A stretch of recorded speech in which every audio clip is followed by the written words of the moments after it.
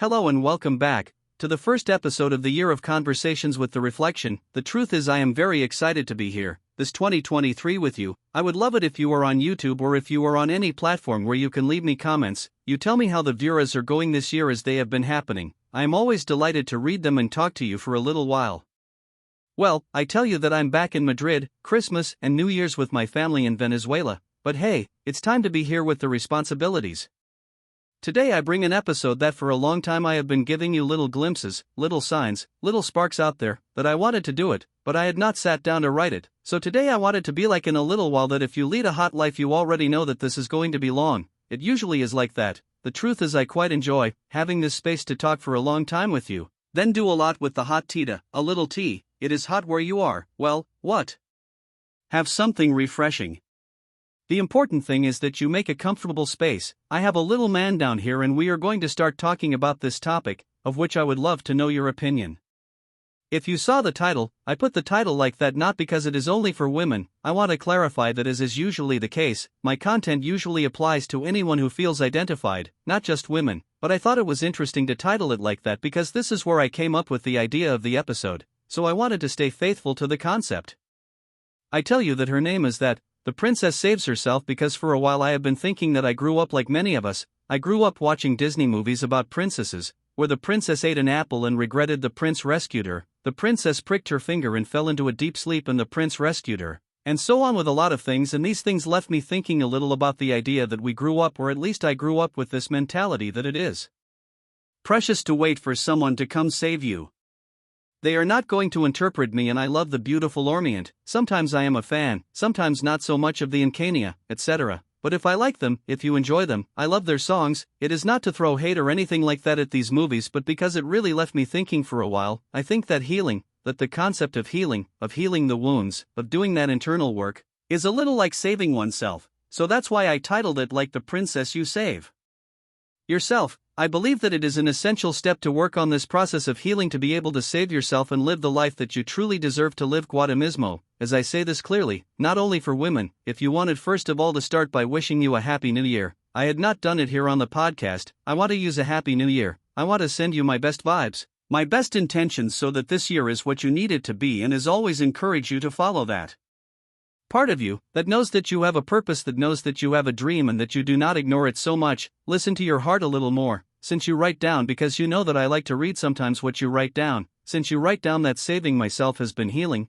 it has been a synonym of healing, of sometimes holding on very tightly, and even if my arms hurt and I was crying a lot, taking myself out of that darkness, because I know that from the bottom you can only go up, but that is in you. It doesn't mean that I don't believe that others can help you. It doesn't mean that I don't believe that sometimes you need to rely on other people and that it's wrong to ask for help. It's nothing to see, you know. You've heard other episodes of mine that I'm in favor of asking for help, which I think is an enormous act of self-love. But what I did want to say here is that breaking news, no one is going to come and save you, unlike everything we were made to believe when we were little, because no one can really come and help you if you don't want to change something in the first place and accept that help, recognize in itself that you need the help of someone, that you need to lean on someone else that is already taking a step. That is like taking the first leap of saving yourself, and that is why I say breaking news no va a vener mas de salvard y no venera de salvard porque el primer paso siempre va a tener que ser que tú escoges que las cosas al menos por hoy están diferentes y vimos se mañana también avisas uno dice no y es que por más de que yo a esta persona y mi consejo de esta persona no en cambio, si porque hay personas que si no están dispuestas de cambiar no van a cambiar, que si no están dispuestas a creer que vale la pena un cambio no van a hacer un cambio por más de que you tell them the best motivational speech in life. That's why I say that starting to build the life that you deserve by working on yourself is always going to start with you, and after that it's nice that people join you along the way, how nice that other people help you, how nice that other people inspire you, but it doesn't start with 1,000 motivation books, or 1,000 motivation videos, or 1,000 friends who give you advice. It starts first because you want to listen to advice, because you think that what others have to say is worth it. It's sad, so I always want to remember that this type of thing does begin with you, the step of saving yourself or healing. I put it this way, very dramatic, because it occurred to us like this, and save yourself, but many times you save yourself, many times you give yourself in the path that you deserve. A while ago I made a reel with this phrase that you heard out loud that was rolling around on the networks that talked about something that seemed incredible to me because it put into words Something that I felt I was experiencing but that I didn't know how to say, and the phrase said something like this. It said that healing does not mean becoming the best version of yourself. Healing is letting the worst version of yourself be loved, and this I don't know. You know when something clicks in your heart, because it is true that we have seen a lot of this trend of self-love, and the thing about healing has been mentioned, and sometimes they tell us to give you more affection because the better this relationship with yourself, I don't know, by doing a good habit for yourself and exercising and such, and you have that. I love all these things and I think it is very good, and almost always that we speak ourselves. I also say well, this is how we have to exercise for ourselves because we love our body, because this is good for us. I don't know how to take care of our skin because they are not even a symbolic act, and we are giving ourselves a little extra time for myself, and all these things are very important to build a better version. That we all want to be the best version of ourselves. Obviously we all want to be that version that reaches our maximum potential, but beyond that I think that sometimes it is not talked about as much, maybe because it is uncomfortable, maybe because it is not pretty, maybe because it is not. It sounds so romantic. Little is said about that, sometimes not.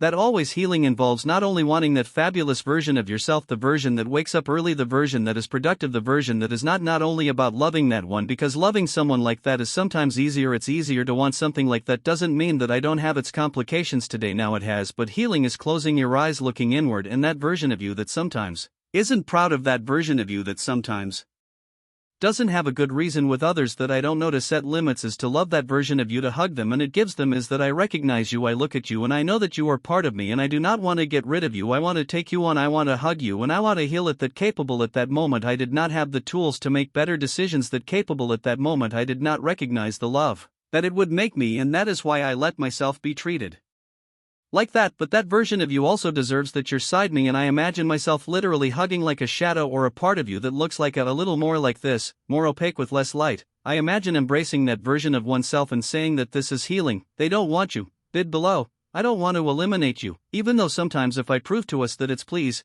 I don't want to be this person anymore.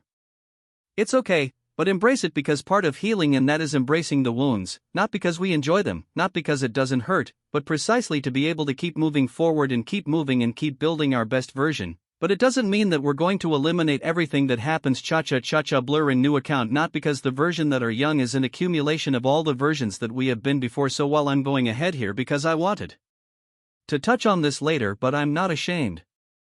You know that's how I am. I start talking and suddenly I'm ready and I went off on a ramble.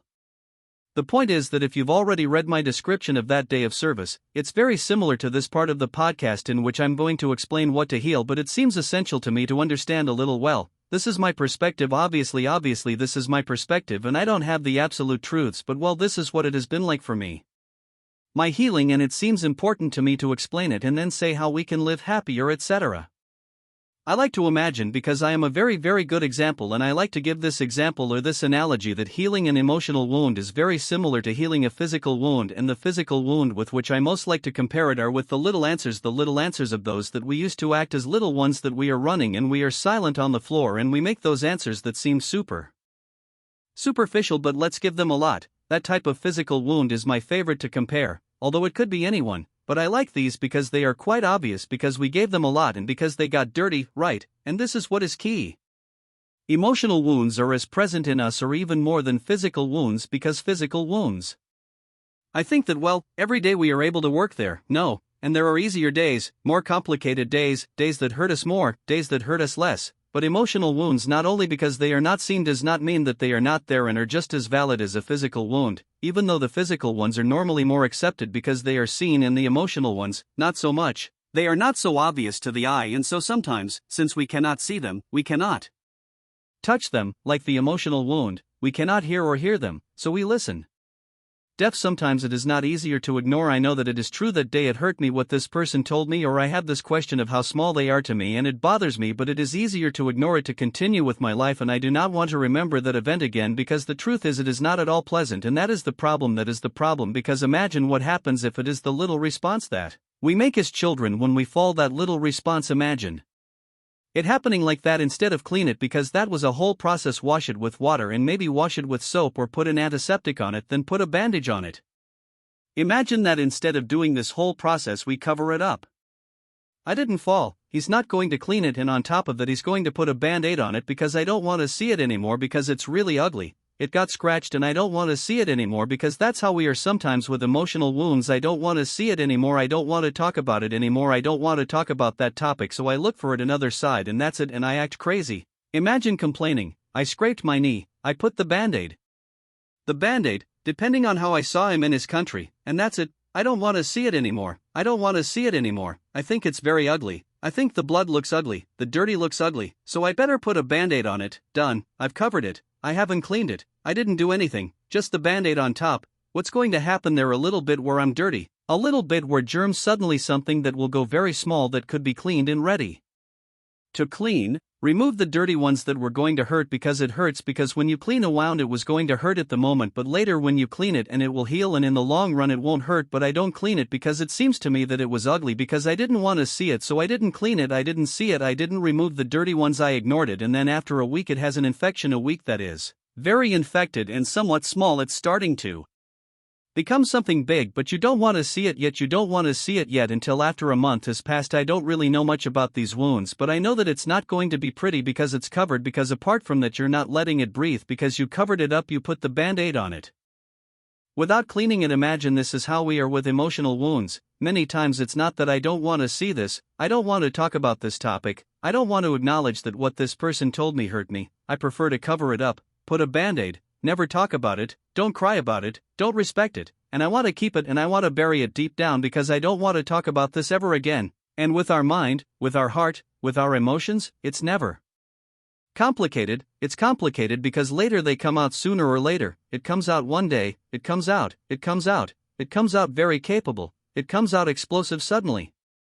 It was filled with horrible things that would be, and it hurts 3 times as much as it did the day they did it to you because you kept it. It got infected, a lot of things accumulated because on that day or in that week, the damage that that person did to you, you didn't want to cry about it, or you didn't want to scream about it, or you didn't want to drain it, you didn't want to recognize it, you didn't want to see it, you didn't want to see it in detail, and you covered it up. And this is not a scolding, not a scolding, because I think that on a certain level we have all done it, we are. If we don't see it, it doesn't hurt us, but it's a lie because we are human beings, and obviously until they are daring and it doesn't stop hurting, then I don't have you around here that's Santa Rita to face each of the wounds, and now the pain comes out that doesn't feel like, but just like the response, cry it, write it, it's a piece of paper, shout it at a lunch. My brother taught me to do this, and the truth is I love it when you're very angry. Shouting these types of things are important because despite that they are not comfortable, because no one likes to feel sad, because no one likes to feel upset, because no one likes to feel this type of things, it is important to drain the pain. It is important to feel the pain when it comes to our life. And another form of wounds, big wounds of responses that hurt, there are arms, there are your broken ones that hurt 3 times as much as the response. Each injury is different, but it does not mean that then since you broke your finger the response of mine does not hurt. I do not continue alendo the indifferent, but to all it hurts to heal you, to hear those parts of you that I had ignored for so long, because if you were not able to listen to the 5-year-old version of you, they might have made a comment in tooth, and until today that you are 21 years old it stayed with you. I always use these on the days of the response because I like to think that pouring soap and water on the response is to cry or scream or write the pain, and it is to clean the wound, because normally to heal an emotional wound we either have to talk about it with someone, or we write it, or we cry about it, we feel it, and we already admit that it is horrible and that we are having a very bad time, but we know that at some point it will be exposed a little better, and horrible grief at that moment. But once you start to feel that pain and that the pain goes down, because it does not last forever, you can start to heal like the responsito. Once the responsito is clean, pour the water on it, pour the soap, and the responsito can begin to heal and rebuild itself and close the wound and put a cap of new and capable skin. The skin will never look the same anymore. Capable when they are machiquita wounds. When they are larger layers, no, and capable, there will be a scar forever. Some scars will disappear over time as well as the physical wound, and you will no longer remember how you fell when you were 4 years old, and you will not remember how it hurt you, and there is no mark left on you. There are some who will never forget the pain that they felt that day, and the skin will no longer be the same, and you will be left with a scar. And even the wounds that heal and close always leave you, there are some that always leave a mark on you, and you will always remember what hurts you. You will even be able to put yourself in the shoes of that version of you that went through that painful thing to say, that is, that it was painful, but I have been able to move on. I think that it is not that healing is not easy, which is why it does not know much about that, because apart from that it is not like a step-by-step guide, and this step is the other one, and that's it. Healing is a very personal process, but I like to think that it is embracing this part of you. Try to close your eyes at this moment. Let's do that exercise. Imagine this version of you when you were little or from a while ago, whose heart I broke. Layers, they didn't accept it the way you wanted, or they didn't give you the love you wanted, or they said some bad comments to you.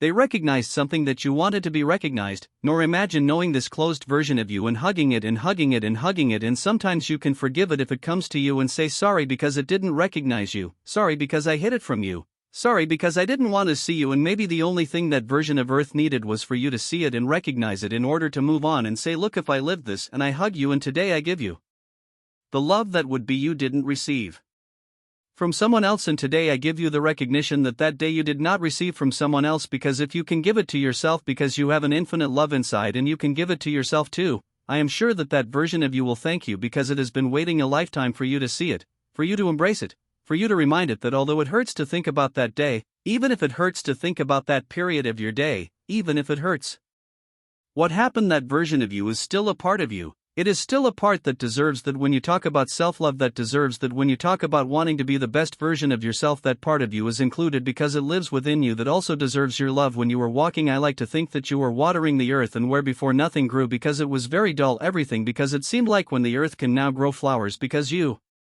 are watering it, because you were giving it love, because you were seeing it, because you were recognizing a part of you where before nothing grew. But today you are investing time to give what you need to the ground, and that you believe that a Flores, obviously we all want to be our best version. I am not saying that these are more purposes, I am not saying that it is wrong to think that healing is a process that helps you become your best version, but I do think that in reality that version of you is made up of all the previous versions of yourself, which layers you do not like so much, and it is important to embrace those versions as well and work on that pain so that the wounds begin to close, not so that they cease to exist, not so that that version of you then no longer exists, no, so that the pain that the 10-year-old version of you carries is no longer carried by you. And the point is that healing is about recognizing that part of the work, a non-clunky of daily work, is accepting all those versions of yourself that you once were, and thanks to those versions, today you can work on being your best version. Okay, I think that once we understand a little bit what it is to heal, this is the way that I see it each person, so I can add to the nuances that adapt a little more to their life. But once we understand what it means to heal, I think that from here we can take extra steps. There are like 3 categories that immediately come to mind when I think about healing. There, Valeria, your beautiful analogy is beautiful, but I still don't know what things I have to heal. Maybe you can't think of exactly what it is so that it doesn't remain such an abstract concept. I wrote down 3 things, like 3 examples or 3 categories that occurred to me. You know that this is what comes out in my mind. I'm not a psychologist. First of all, the first thing that you don't want to do here is to heal the wounds that other people left you. In general, as serious humans, they leave when a friendship does not happen, and they betray you, or they say irritating comments to you, or they don't make you a priority when it was a priority for you, etc. In other words, there are wounds that other people of friendship can leave you, or that they broke your heart, or perhaps wounds that your family left you because you grew up making irritating comments, or they labeled you and they made some that you or you like that, where you are a lazy person was a lazy person, so you believe it your whole life and you can't get out of that mold, etc. So there are hurtful things that other people can leave you that I think is an important thing to heal. My recommendation is almost always to reflect, look inside. You can write it down, sometimes it has happened to me like that, and the day I say, wow, really, when you were little they told me this thing, so much saying that, until the day I was affected, I think they told me, oh no, you can't do this, you can't do this, and you can't do this, and I see that today I really don't dare to do that thing, because all my life I grew up thinking that I couldn't do that thing. Because my family, he told me, for example, that if it seems important to me to think about what things you have been carrying since you were little, since you were a baby, it is because I was a child, that things you carry until today, that you feel that they still define you and that they still mark you and that they do not correspond to you because they are issues that people told you, that people instilled in you based on their own insecurities or their own problems. Another category is healing generational wounds. This is a concept that I learned not as long ago as the others, generational wounds. Another more generational one can be reflected in the form of patterns, such as, for example, think about your grandmother, then think about your mother in layers. If you have a sister and suddenly evaluate, and all these women in your life have the same behavior in a certain specific area. This is not the case of my family, but I wanted to give this example of how capable the women within your family can be on the mother's side, on the dad's side, etc., that the women within your family don't get along well. So you grew up believing in this generational trauma because women don't get along, that they always clash, that they can't collaborate, etc. So now you are configured to believe that friendships between women do not work, that women cannot have a healthy dynamic. This is an example. There are generational wounds. Sometimes the type of relationships that your parents have are also manifested. So maybe your mom and dad have a very toxic relationship and your grandfather and your grandmother also have a very toxic relationship. So maybe those generational traumas are manifested and you think that there cannot be healthy relationships between a wife and a husband. For example, studying here as an example, but if there are generational wounds, there are other, more generational ones. And it is important that we also do them so that we do not continue passing them from generation to generation. And another of the categories that I think is important to heal, I think you are like the most obvious of what I have talked about, is to heal the relationship with oneself. Sometimes before you do like the internal work, you have an idea or a concept of yourself based on the ideas that someone else has about you. Then you have heard others tell you that you are this and you believe and capable. You have not stopped to think about how you see yourself or how you really are in the day, that person you are, how you speak, how you respond, what goals you have, what you work for, and have this concept of yourself, instead of being based on who you really are, is based on the idea of other people. So this in itself is already a bit of an impediment to the relationship you have with yourself, because who else should be known than yourself, who spends 24 hours a day with you? Who else will know who you are? I want to give some examples of bad relationships. However, I do want to clarify that all people have probably done some of these things at some point. Even I think that I have a good relationship with myself. I don't think that I have a perfect relationship. I think that sometimes I do these things, and the important thing is to put these behaviors on a scale and know that we do more things that show a good relationship with ourselves, and that weighs more than the things we do in a not so good relationship with ourselves. But I don't want to demonize. Obviously there is everything. Sometimes we fall into these behaviors, we fall into previous patterns, etc. So I want to give these examples, but don't feel bad if you do it, because they are based on things that I have done and that to this day I sometimes do it, and I don't consider that because of this, for doing it once or for doing it from time to time, I have a bad relationship with myself. Even though sometimes if I say, well, Valeria works this, but good for indexes in an example of a bad relationship is that whenever the mirror leaves you start to say goodbye and say is that it looks rile this, it looks rile this, it looks rile this, it looks rile this, and that you can't see anything good. That is an example of not having a very good relationship with oneself. Another example, it's that when you make a mistake, this guy treats you, how stupid, I don't know what, I don't know how much, and all the insults that occur to you in life. Because it doesn't occur to you that you have made such a mistake or that you have committed such a question. The following one, which is one of the examples that I have, I still work in this area, but I have worked a lot in recent years. However, sometimes it is still difficult for me. But an example of not having such a healthy relationship with oneself is not setting limits, not knowing how to say no, not knowing how to tell others, look, respect this line tape, so that we can get along. Oh look, I don't want to do this, I don't want to do this, and it doesn't work because you don't love someone, you don't tell them because you don't appreciate them, not today, because I'm putting myself as a priority. So not setting limits, not knowing how to say no because you have to please everyone all the time. It is a little bit an example that you are not putting yourself first, obviously all the time. If you say from time to time it is difficult for you to say no, it does not mean no, it is not an exam. They are not evaluating you on a day. This is a question that only one inside you recognize. If one has a good way of relationship with oneself, that sometimes better, sometimes worse. I have stages, I have months. There are days when he treats me nicer and days when he treats me ugly or normal. Then the recommendations that I see from here to heal a little relationship with oneself, there are two. The first is to know yourself, start to see yourself through your own lens, and not only the lens of others. The opinions of others matter, but yours too. Especially yours about yourself, because you live and you know things about yourself that no one else knows. So I think it is important that you know yourself and that you ask yourself correct questions to get to know yourself that sometimes are not easy. Sometimes we do not like to ask ourselves things, but it is very important to take the time to get to know yourself. Just as when you are meeting someone new, but it is important that just as we take time to get to know someone else, we take time to get to know ourselves, that we do not take for granted. It can be a whole episode about learning to get to know you, to have dates with you. So to get to know you, how we sometimes meet someone when we go on a date or a new half. The next recommendation is that you are not just what you have been told your whole life that you are. Okay, no, because you have been told your whole life is that you are like that, you are like that, you are like that, then I am like that. No, really pause. I am a not uncreative person, or it is that all my life the people in my family or friends had a different concept of creativity and I demonstrated my creativity in another way.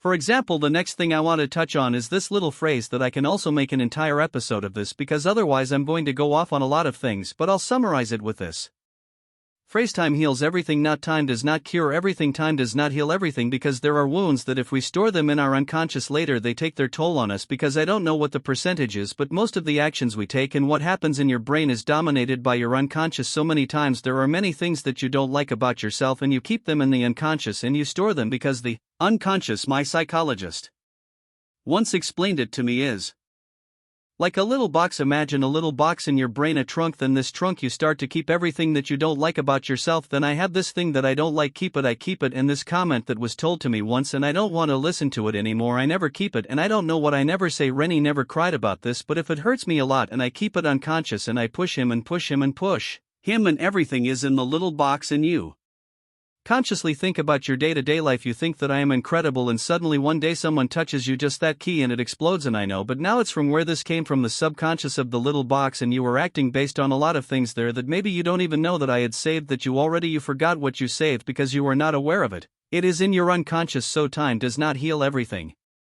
It is true that sometimes over time you have days, weeks, months to work on something, but you need to do your part, and there are things that it is true that over time you can work so that they smell less to you, but it is not like there is like this out of nowhere ready in this person. For example, they cheated on you in an unfaithful way. Suddenly you say no, I don't want to talk about this anymore. It is never Katala. Time heals everything, and you have been in a relationship for 2 years and it is already there, but because I am having a hard time trusting and because I am having a hard time believing that this person does love me. Because the other, I love this. I keep a lot of things consciously because I didn't want to work on them. So since you didn't want to work on them, there it is, and they come out if they come out, because the brain is very powerful, and sometimes what we don't work on and what we don't want to take on is kept there. And it doesn't mean that with healing you're never going to have anything, obviously that's always going to have costs. It's not that the trunk is going to be empty. Time doesn't heal everything. I don't agree with this. I think that sometimes there is an element that can help us accompany others. Obvious things. Everything depends on the situation. There are things that are bigger than others. The next thing I want to talk about is that, as I tell you, each of these little scenes that I have on, I can do a complete episode if you are more interested, but right now I am going to touch on you more briefly, because if not, it will be worth talking for 2 hours. It is the art of forgiving. I find the concept of forgiving interesting. I want to talk about the fact that forgiving, even if it seems that you are being a very kind person, and Teresa's mother calculates with the others and nothing is ready. If I forgive someone else, I'm a saint, because if that person hurt me, I'm forgiving them and I'm not holding a grudge. I'm giving that person a blessing and no thanks for forgiving them. And the interesting thing is that I learned that forgiving is not about another person. Forgiveness is about you. Forgiveness is about you no longer going to carry that weight, because that weight is not yours. It didn't happen to me. But well, if someone was unfaithful to you, if you forgive that person, I want to clarify the king, because it is said a lot that forgiving is, yes, no, you don't even give me a second chance, no, you don't think that you have to be on your side with that person again. If that person was unfaithful to you, you can let him go. Obviously, I applaud you, I tell you, look, please get out of there. But forgiving doesn't mean that you're going to tell that person, look, I'll forgive you, that you don't even have to communicate to forgive him. You need 2 days of communication. Forgive him. It goes inside to forgive. It is in the fact that you will say that I do not want to carry more resentment. It costs me resentment. I do not want to carry more with this anger. I want to continue thinking every day that I hope something bad happens to him, and I hope that he is unfaithful too, and I hope that this is not true for the other person. And say, yes, it hurt me, and I felt bad, and work on it and cry for it and everything. But after you do this whole process that is grieving, forgiving is like a kind of letting go. As I say no, yes, no, not giving a second for not even I. Forgive me, she is past, that they did me a lot of years, that I don't want to see them return my life, that they really can stay apart on 2 separate paths, but I forgive them because I don't want to keep thinking about that anger being resentment that sometimes one has, because una analogia on no se estos analogia un ejemplo una metafora con el renser es comen tener una botellita de veneno y esperar que tu tomando esta botella que es el renser este botella de veneno que tu tomando la gusano at alguien más o que el renser es esto y es como esta persona me de muy bien y entonces me voy a tomar yo esta botella veneno esperando que este veneno lo haga el ano o la otra persona. No te vas a hacer el ano solo a ti y yo no estoy diciendo que, whether it's easy or that's why it's that forgiving, that it takes a lot of years to forgive someone. You don't need them to think sorry. Be careful. As I said internally, I forgive a lot of people that layers have no idea that they hurt me, that layers have no idea that they hurt me, or layers if they have an idea but they don't have the courage to ask for forgiveness, and I say sorry because I really don't want them to be stuck with that all my life, and it's much easier said than done.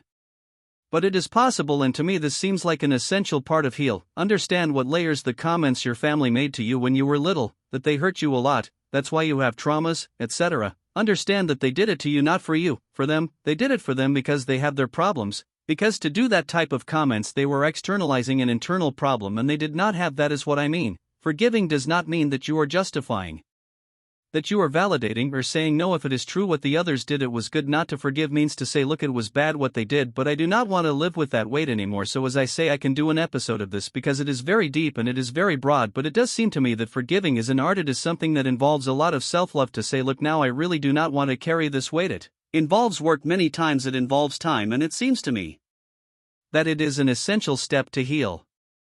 I don't want to chain myself.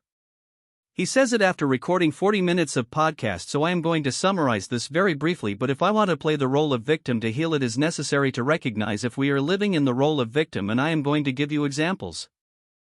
Not of the role of victim, because then you are not very familiar with this concept.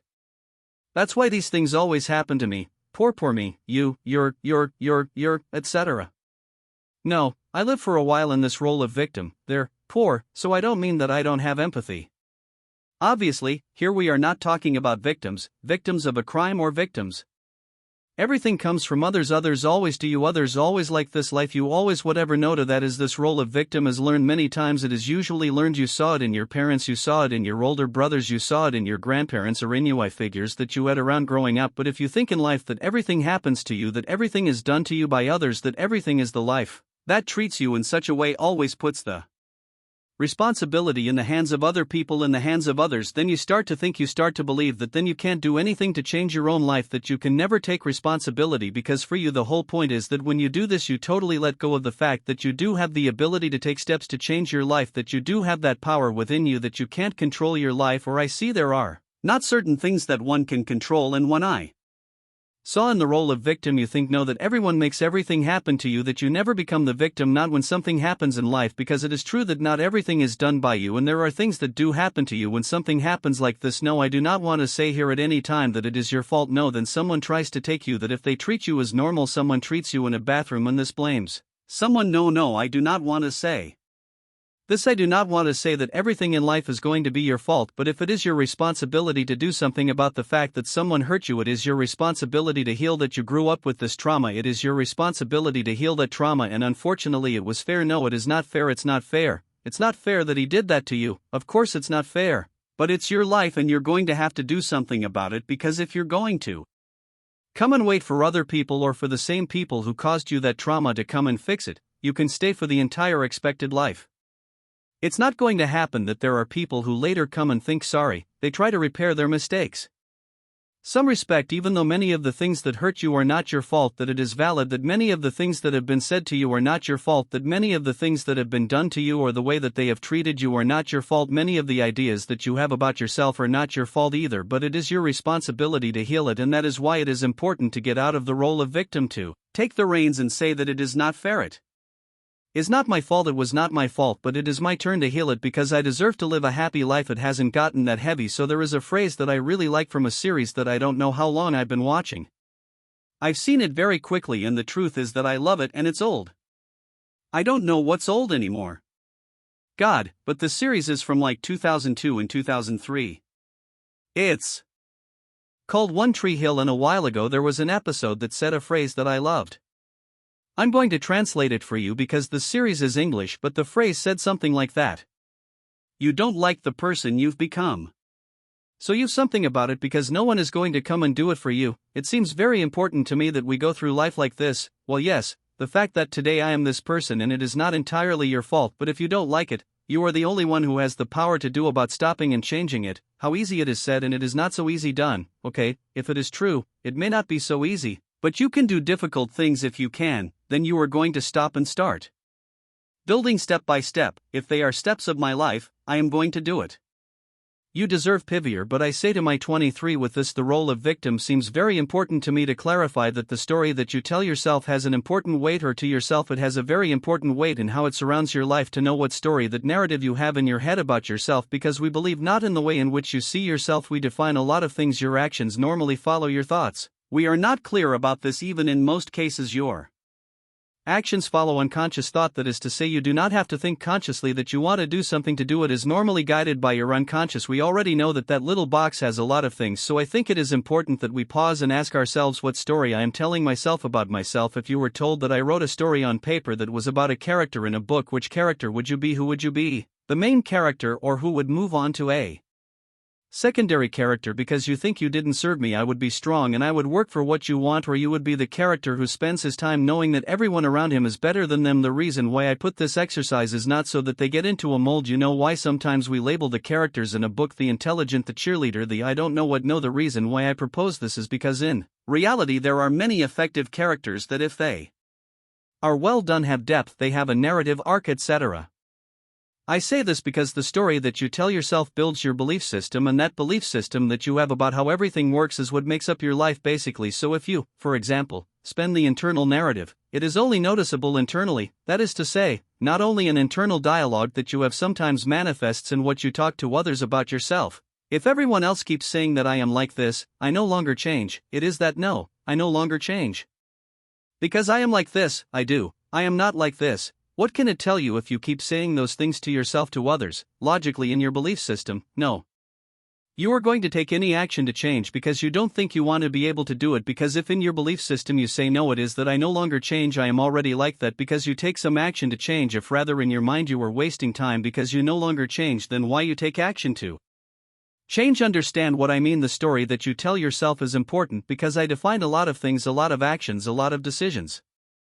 Then evaluate what you are saying about yourself, what internal dialogue you have. Is to finish, I wanted to give you some habits that help me heal. Here you go. The first is journaling. I miss the day journaling. Writing without structure, with structure. Poetry, not poetry. Writing 2 words of writing, 3 words of writing every day, or writing once a month. Writing nothing more when it's sad, one more when you feel like you have a lot to say. You know who to say it to. Writing is very powerful because it helps you see many times what things we are listing, what things hurt you, what things you need to heal. Point you, journaling is like a kind of compass that is telling you, look, but pay attention to this, because writing so without thinking you wrote about it and your mind went to this topic, and you normally don't pay much attention to this topic and you just wrote about it, so you pay a little more attention. Now he's pointing out something that you need to hug him. The next one is a little controversial, but I think that crying is a superpower. And a while ago my psychologist talked about how crying tears had cortisol, and cortisol's the stress hormone, and that actually crying was good because you drain this stress hormone of cortisol too. I love them. I'm not going to say that I have a great time crying. It doesn't feel like, sometimes it's very uncomfortable. Sometimes you cry because you're very sad, you cry because you're angry, because you're helpless. I cry a lot.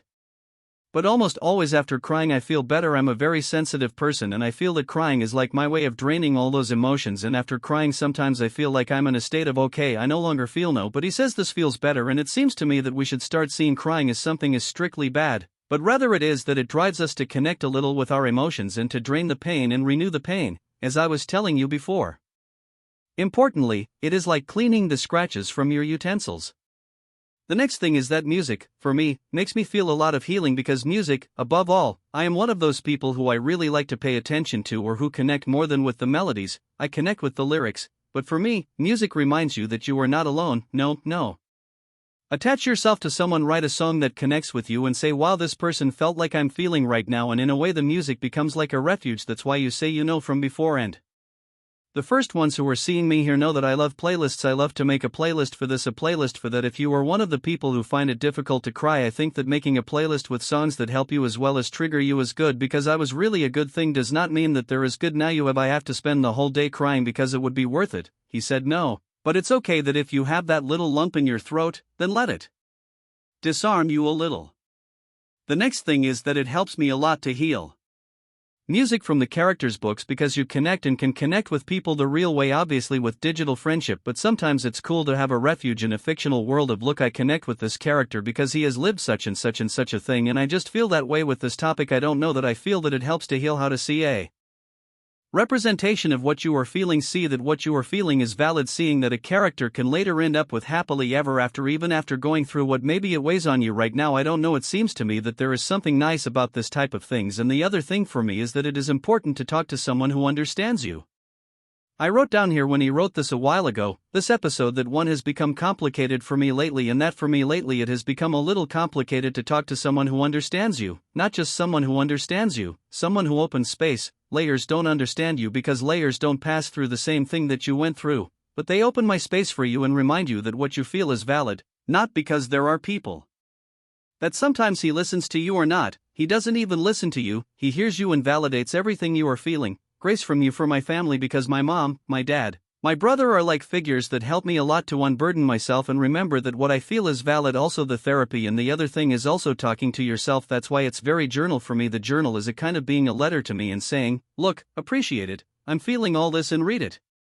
Be interested in what you're feeling, because even though you're with someone, let's see if one of us understand everything that you are feeling. The other thing that I want to remember is that healing does not have a deadline. That is to say, it does not have a deadline. It is processes and the path. Different things happen to us every day, but it seems important to me to remember that it is a process that is not linear, that goes around, that spirals. Is that I don't know what the other thing that is not ready. One day you have already graduated from healing. Not healing goes every day. And the other thing is that I wanted to remind you to make peace a priority. Nowadays in society, I feel that we talk a lot about being happy, or of being successful, or of being millionaires, or of being attractive, or of being balanced, or being the other, and I feel that there is not much talk about feeling at peace or feeling calm or feeling calm. And I don't know if it is because I experience anxiety or my life. I think it had nothing to do with this, but I value peace and calm a lot. When I feel at peace and I feel calm with the decisions I make, and I feel calm with the person I am, I feel calm because I know that even though not everything in life is perfect, I feel that I have a path to follow, and that tomorrow things can be magical. Even today they are all ready for me. That gives me peace and calms me. I value this a lot, and sometimes instead of pursuing so much to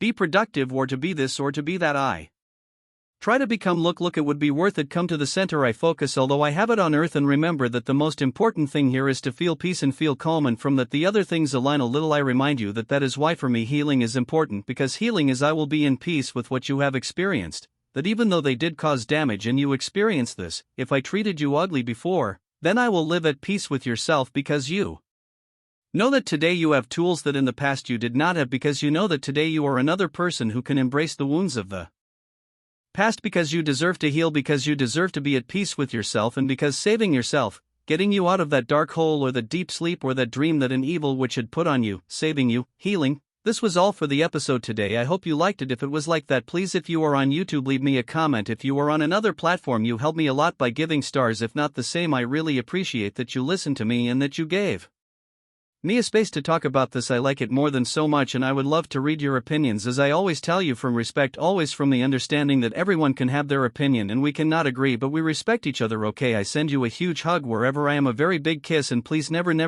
forget that no matter if your life is good or not so good, your true value never changes, because it has always been you are, and it will be enough. I send you a huge kiss, and we will see you or hear each other in the next episode.